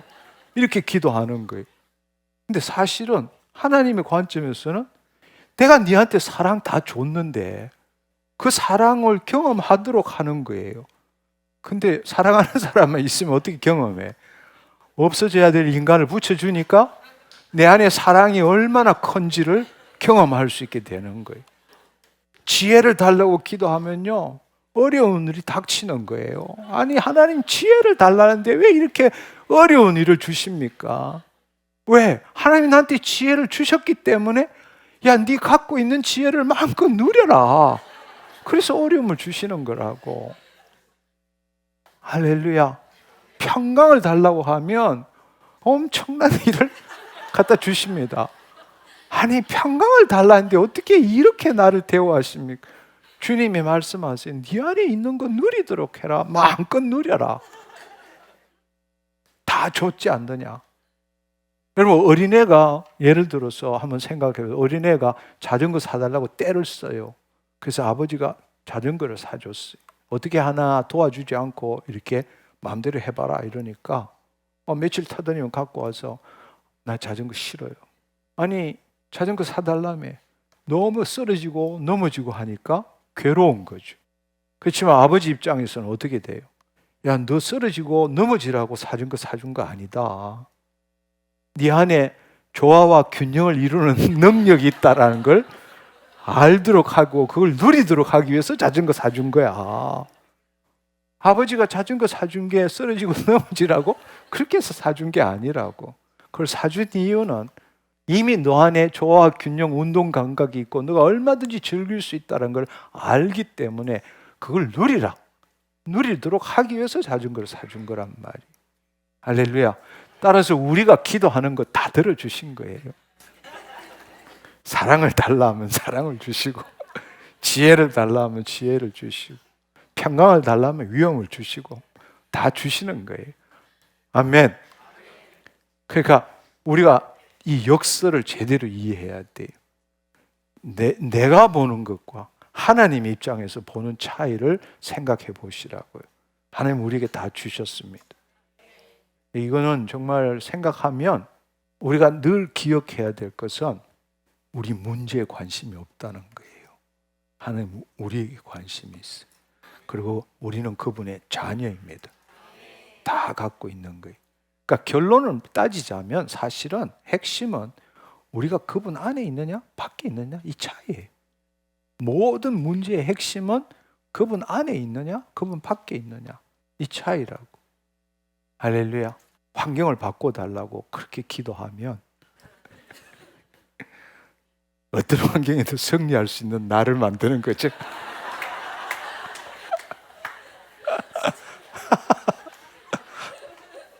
나 예수 안 믿을래. 이렇게 생각할 수도 있겠지만 여러분 한번 생각해 보세요. 하나님이 매번 환경을 바꿔준다고 생각하면 하나님도 너무 괴롭지 않겠어요? 이 환경 가서 뭐 고쳐달라, 이 환경 가서 또 고쳐달라. 그거보다 더 좋은 건 모든 환경에서 승리할 수 있는 나를 만들어주는 게 그게 하나님이 원하시는 거 아니겠어요? 할렐루야. 생각해 보면 여러분 다이아몬드가 어떻게 만들어져요? 엄청난 고압과 높은 온도에 의해서. 정말 다이아몬드가 가장 희귀한 이유는 다이아몬드가 가장 고통을 많이 받았기 때문 아니에요. 그렇잖아요. 이 세상에서 가장 고압과 높은 온도에 고통을 당했기 때문에 다이아몬드가 생기는 거잖아요. 그렇기 때문에 귀한 거잖아요. 그래서 하나님께서는 우리를 귀하게 만드시기를 원하세요. 아멘. 예. 지혜를 달라면 지혜를 주시고, 평강을 달라면 평강을 주시고, 사랑을 달라면 사랑을 주시고. 하나님은 우리에게 관심을 갖고 계십니다. 우리로 하여금 예수 그리스도 안에서 하나님의 자녀가 되기를 원합니다. 아멘. 그분은 우리를 지금 다이아몬드로 만들어가고 계신 거예요. 할렐루야. 네, 그렇습니다. 지금 우리를 다이아몬드로 만들어가고 있습니다. 그런데 마지막으로 7번째, 쉽게 경험하는 역설 중에 역설은 저는 여러분이 이것을 누려보기를 원합니다. 뭔가 하면 자기의 생각과 감정을 포기할 때에 분노가 나오는 게 아니라 묘한 희열을 느껴보라는 거예요. 우리는 평생 우리가 거짓자 이야기할 때에 자신의 과거의 경험과 지식을 가지고 자기 가상현실을 만들고 그 가상현실에 대한 생각을 나라고 생각하고 그 가상현실을 보호해야 하고 그 가상현실을 이루어야 하는 게 우리 삶이라고 착각하며 사는 거예요. 사실은 진정한 현실을 그대로 보는 게 아니라 그 현실에 대해서 자신이 만든 가상현실을 가지고 마치 현실로 착각하며 살아가고 있는 거예요. 그리고 그 가상현실에 대한 생각을 나라고 생각하는 거예요. 그러니까 나를 유지하기 위해서는 가상현실을 보호해야 돼. 내가 더 잘난 나가 되기 위해서는 그 가상현실에 되기를 원하고 이루고 싶은 일, 이런 것들을 우리는 늘 추구해서 이루려고 하고 있는 겁니다. 그런데 사실은 우리가 거기에 반하는 어떤 일을 경험할 때는 엄청난 고통이 따르는 거죠. 또 분노도 따르고 슬픔도 따르고 이런 겁니다. 그런데 여러분들이 사소하게 누가 한마디 하는데 기분이 나빠요. 또 누가 이러는데 거절감을 느껴요. 하여튼 뭐 살아가면서 이런 우울감, 슬픔, 거절감, 분노 뭐 이런 것들이 많이 있잖아요. 그렇죠? 근데 그거는 순간적으로 올라오는 거죠. 왜냐하면 내 심중에 아직도 쌓여 있는 게 많기 때문에 이렇게 올라온단 말이에요. 근데 이것도 경험하면 놀라운 일이 일어나요. 내 안에 확 올라오는 분노, 거절감, 수치심, 억울함, 원통함, 염려 이런 게 올라올 때에 그걸 한번 포기해 보는 거예요. 포기해 볼 때에 세상에 줄 수 없는 자유와 묘한 희열감을 느끼게 돼요. 그것은 경험해 보지 않는 사람은 알 수가 없어요. 대부분의 사람은 참고 인내하는 거라고. 참고 인내하는 게 아니라 그 순간에 자기를 포기해 보라고. 그게 더 이상 문제가 안 되도록. 그럴 때에 참 자유라는 게 이런 거구나. 그 말은 다른 말로 내 삶이 내 존재를 결정하지 않는 거죠. 내 삶이 내 존재를 통제하거나 내 삶이 내 존재를 결정하지 않게 만드는 거예요. 그때에 여러분들이 묘한 승리감을 느껴요. 자유함을 느끼고 승리감을 느끼고 그리고 만족하게 돼요. 이게 자녀의 삶이구나. 그러면 문제가 해결되냐? 그렇다고 내 문제가 해결되냐? 해결됩니다. 하나님이 개입하세요. 하나님이 사랑하는 자녀들에게 합력하여 선을 이룬다 그러시잖아요. 근데 우리가 하나님의 방식으로 내 자신을 바꾸면 우리는 흔히들 생각하는 게 뭔가 하면 내가 그렇게 한다고 지금 일어난 일이 바뀌느냐는 거예요. 근데 첫 번째 알아야 될 사실은 대부분의 그 문제는 내 생각으로 만든 거예요. 내가 그렇게 생각할 뿐이라고. 사실은 그렇지 않아. 내 가상현실로 그렇게 만든 거고 그렇게 생각하고 느끼는 것 뿐이라고. 내가 그 생각과 그 감정으로부터 자유하면 그 문제는 사라져요. 그리고 그 문제가 실제로 있다 할지라도 하나님이 개입하십니다. 그때부터 개입하세요. 이게 역설 중에 역설이라고. 네가 그래? 그러면 한번 보자. 뭔가 이렇게 하고 미워하고 정오하고 반박하고 내가 대로받은 거 말로 주겠어? 뭐 이런 것들이 우리 속에는 막 이렇게 일어나는데 이거 역설 중에 역설인데 정말 평범한 삶에서 이 자그마한 희열이 너무 재미있고 멋있고 그런데 더 놀라운 사실은 여러분이 그렇게 한 것마다 하늘에 카운트 된다는 사실이에요. 왜냐하면 그걸 통해서 하나님의 영광을 나타내기 때문에. 그게 바로 자기를 부인하고 자기 십자가를 진다는 것. 저는 여러분들이 큰 문제 이거보다도 처음부터 큰 문제 하려면 힘들어요. 적은 평상시에 이 일에서 누군가 나한테 뭔가 이렇게 가시처럼 들리고 막 이렇게 되는 일들이 있을 때에 그 자체에서 한번 벗어나 보세요. 벗어나면 묘한 자유, 해방감 그리고 희열을 느껴요. 그 희열은 뭔가 하면 나 이제 너한테 속지 않아. 내가 평생 너한테 속고 살았어. 평생 너한테 속고 살았지만 나 더 이상 이제 너한테 속지 않아. 그러니까 승리에 대한 희열감 이걸 느끼게 되고 하나님이 개입하시는 것을 경험하게 된다는 겁니다. 저는 여러분이 마지막이 7번째 이 일부터 매일 삶에서 한번 적용해 보시기를 바랍니다. 당신도 놀래지만 상대방도 놀래요. 얼마나 좋아요. 예. 이 완전히 다르게 반응하니까. 그렇지만 그 안에는 그렇게 되면 하나님의 임재가 있게 되고 하나님이 개입하시게 되고 사실 우리가 이 땅에 살아가는 것은 다 인본주의잖아요. 신본주의가 아니라 인본주의잖아요. 모든 출발은 내가잖아요. 근데 역설은 그리스도가잖아요. 아멘. 이 세상에서는 내가 주체가 되었고 끊임없이 자아 실현을 하고 자기 주도적인 삶을 살아야 되고 독립성을 유지해야 되고 최선을 다해야 되고 이걸 가리키는 게 이 세상이란 말이에요. 우리는 그 세상 신에 놀아나고 있는 겁니다. 그래서 그걸 하면 할수록 자유함이 있는 게 아니라 더 고통과 괴로움을 갖게 되고 우리는 죽음을 향해서 나아가게 되는 겁니다. 그렇지만 우리는 이제는 반대로 살 줄 알아야 합니다. 노력하면 노력할수록 불안과 공허함과 상실감이 있지만 우리가 그렇다면 노력하지 말고 살아란 뜻이 아니라 그리스도 안에서 능력 주시는 자 안에서 우리가 최선을 다할 줄 알아야 합니다. 하나님의 방식대로 할 줄 알아야지 내 방식대로 최선을 다하는 것은 결코 온전한 삶을 살 수 없다라는 겁니다. 그래서 우리가 또 역설 중에 역설을 하면 염려하고 구해야 되는데 뭘 먹을까 입을까 마실까 구해야 되잖아. 그래야 살 수 있잖아. 근데 주님께서는 하늘에 계신 천부께서 이 모든 것을 다 너에게 있어야 될 줄 아느니라. 그런즉 너희는 먼저 그의 나라와 의를 구하라. 그리하면 이 모든 것을 더하시리라. 근데 우리 생각에는 그의 나라와 의를 구한다고 떡을 주냐 밥을 주냐 그건 신앙이지 이렇게 생각하는 거예요. 근데 그런 사람은 한 번도 그의 나라와 의를 구해본 적도 없고 그의 나라와 의가 뭔지도 몰라. 제가 이야기하잖아요. 이게 너무 중요해서 제가 2014년도에 하나님의 나라와 하나님의 의에 대한 책을 썼는데 이게 너무 중요하니까 유명한 신학자, 목회자 추천서까지 열 몇 명을 붙여서 썼는데 내가 쓴 책 중에 제일 안 팔린 책이 그 두 책이에요. 그래서 내가 결론을 내렸어.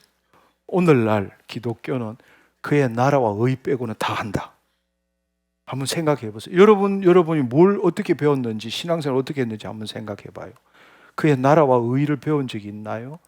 그의 나라와 의가 뭔지를 알고 있나요?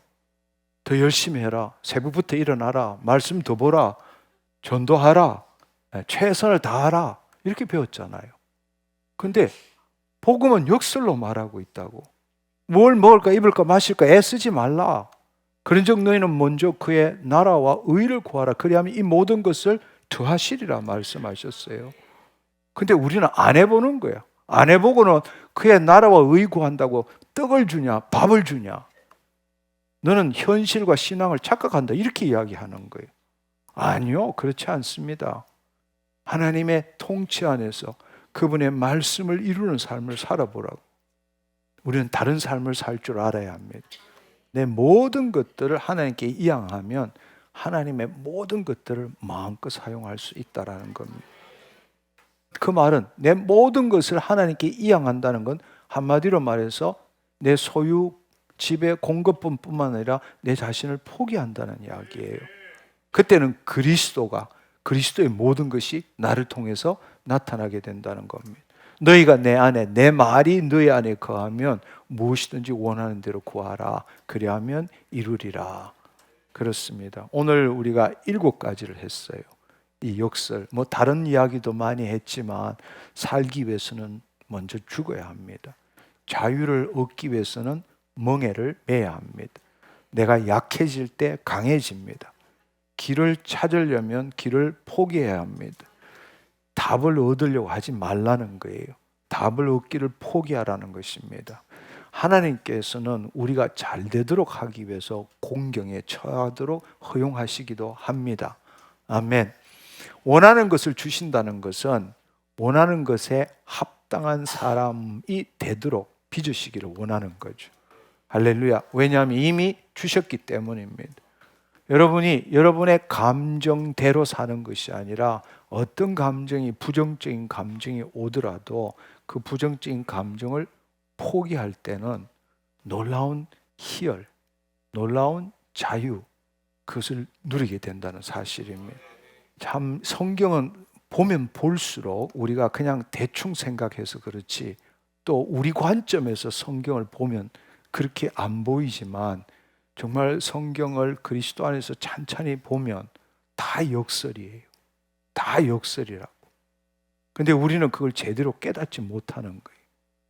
근데 그 역설이 여러 가지 7가지로 나타냈지만 결론은 딱 한 가지예요.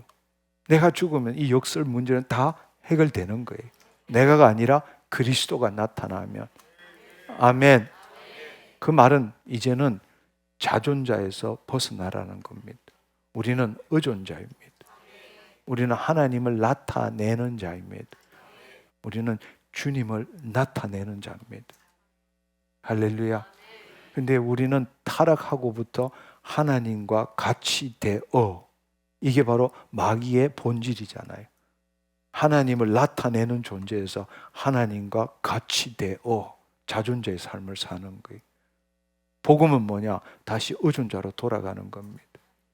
할렐루야. 의존자로 돌아가서 하나님을 나타내는 삶을 살아야 되는데 우리는 자존자가 되어서 내가 살겠다라는 게 바로 이게 마귀의 계략이고 우리가 세상 신에 묶여서 사는 겁니다. 다시금 의존자로 돌아갑시다. 자기를 부인하고 자기 십자가를 집시다. 여러분, 우리가 자기를 부인하고 자기 십자가를 지는 것은 여러분이 하나님의 자녀가 아니기 때문이 아닙니다. 이미 하나님의 자녀가 되었기 때문에 날마다 자기를 부인하고 자기 십자가를 지는 삶을 살아야 한다는 겁니다. 여러분, 가슴에 오른손을 얹고 복음은 역설이다. 여러분, 얼마나 내 스스로가 이 역설을 깨닫고 체험하고 있는지 여러분 스스로에게 한번 물어보십시오. 오늘 이 말씀을 통해서 여러분의 큰 일이 아니라 적은 일이라도 한 가지만이라도 오늘 이 시간 기도해서 그 문제를 해결해 보시기를 바랍니다. 여러분이 아까 7번째 이야기한 내용이라도 좋고, 지금 여러분이 맞닥뜨리고 있는 문제, 위험, 또 고통, 괴로움, 어떤 거라도 좋습니다. 오늘 들은 말씀 중에 여러분의 심중에 들어온 말씀을 가지고 나 바꿀 거야, 주님 내가 이제 바뀌었습니다, 그냥 바뀌었습니다 하면 그대로 믿고 행동하십시오. 또 바뀌었습니다 기도하고는 바뀐 걸 확인하려고 자기 생각으로 또 확인하려고 하는 어리석은 삶을 살지 않기를 축원합니다. 아멘. 이 시간에 주여 삼창하고 함께 통성으로 기도해 보겠습니다. 주여!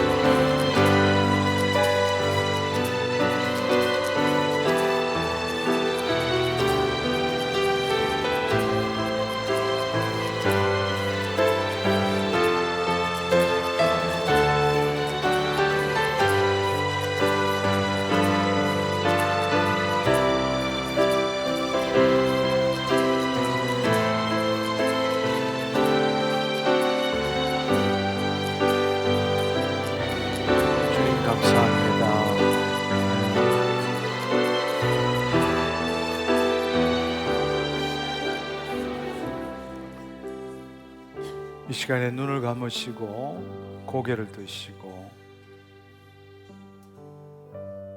주님을 바라보시기 바랍니다. 주님은 지금 우리 안에 계십니다. 그 주님의 임재를 느껴보십시오. 주님 감사합니다. 오늘 또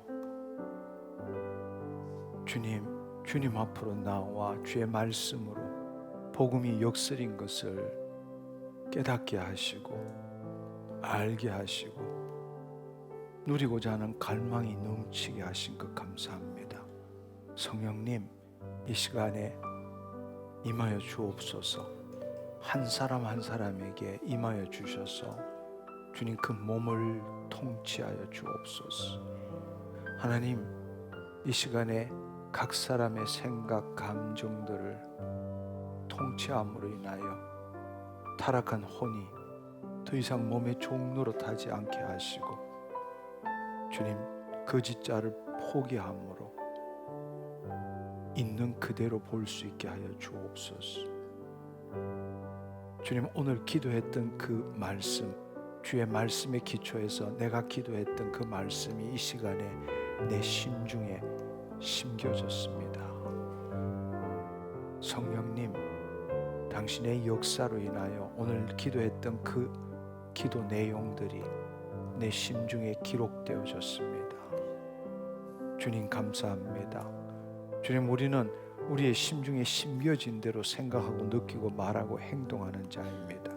오늘 이 시간 성령의 역사로 인해서 주님이 내 몸을 통치함으로 내 혼이 몸의 종로로서에서 벗어나고 그 결과로 주님의 생명의 말씀대로 이루어진 것이 내 심중에 기록되었습니다. 기록되어진 대로 믿은 대로 될지어다, 심은 대로 거둘지어다. 그 말씀이 이루어졌음을 예수 그리스도 이름으로 선포합니다. 주님, 이제는 다시금 아버지 하나님 말씀을 읽을 때 복음이 역설인 것을 깨닫게 하여 주시니 감사합니다. 늘 내 관점으로 보지 않게 하시고 내가 죽고 그리스도 안에서 하나님의 관점으로 말씀을 보게 하여 주옵소서. 주님, 우리는 기도하지만 그 기도 제목이 즉각적으로 응답되지 않을 때 늘 왜 하나님은 이 문제에 응답하시지 않을까 의심합니다. 그러나 주님께서는 내 환경과 처지와 문제보다는 나에게 더 많은 관심을 가지시고 내가 그 일을 넉넉히 이길 수 있는 나로 빚으시기를 원하시는 그 과정임을 깨닫게 해주시니 감사합니다. 주여 아버지 하나님, 우리는 답을 얻지 못하면 내 존재가 사라지는 것으로 착각하며 두려워하고 있습니다. 그러나 아브라함 이삭을 바칠 때처럼 하나님 답이 없을 때에 내 자신을 온전히 주님께 의탁드립니다. 주님 함께하여 주옵소서. 주님께서 내가 거듭날 때 주님의 모든 것들을 나에게 주셨기에, 그러나 내가 누구인지 알지 못하고 세상에 묶여 살기 때문에 내 안에 주님께서 주신 것을 아무것도 누리지 못하고 살았음을 이제야 깨닫게 됩니다. 주여 아버지, 주님이 주신 그 원복과 신성을 마음껏 누리는 내가 되었음을 예수 그리스도 이름으로 선포합니다. 주님 감사합니다. 하나님, 내 연약함이 강함을 알게 하신 것 감사합니다. 주님, 나는 내 연약함을 감추기 급급했고 하나님 또 내 연약함을 또 회복시키기 위해서 애를 썼지만 하나님께서는 있는 그대로의 나를 사용하심을 알게 하셔서 감사합니다. 주님, 내 안에 주님의 영광의 빛이 있음으로 인하여 내 부족한 이 몸을 통하여 주님의 영광이 드러나게 되었습니다. 주님 감사합니다. 하나님, 나의 아름다움이 아니라 나의 온전함이 아니라 내 안에 계신 하나님의 아름다움과 온전함을 더 드러내는 내 인생 되었음을 예수 그리스도 이름으로 선포합니다. 주님, 나는 늘 자유함을 누리기 위해 살았지만 진정한 자유는 예수 그리스도의 멍에에 함께 질 때입니다. 창조주 안에 들어갈 때 비로소 온 세상에서 자유함을 누릴 수 있다는 것을 깨닫게 해주셔서 감사합니다. 주님, 어쩔 수 없이 지옥 가지 않기 위해서 예수를 믿은 것이 아니라 바로 그 예수 그리스도 안에서 온 세상을 통치하기 위해서 예수 그리스도를 믿은 것입니다. 예수 그리스도께서 주신 멍에에 동참하는 내가 되므로 이 세상이 줄 수 없는 자유를 누릴 수 있게 되었습니다. 홀로 영광 받아 주옵소서. 주님, 오늘 기도하고 심었던 일 이루어졌습니다. 의심하지 않게 하시고 확인하지 않게 하시고 믿는 대로 행하는 내가 되게 하여 주옵소서. 주님 감사합니다. 홀로 영광 받아 주옵소서. 예수님의 이름으로 기도드립니다. 아멘, 아멘, 할렐루야. 하나님 감사합니다. 주님 감사합니다.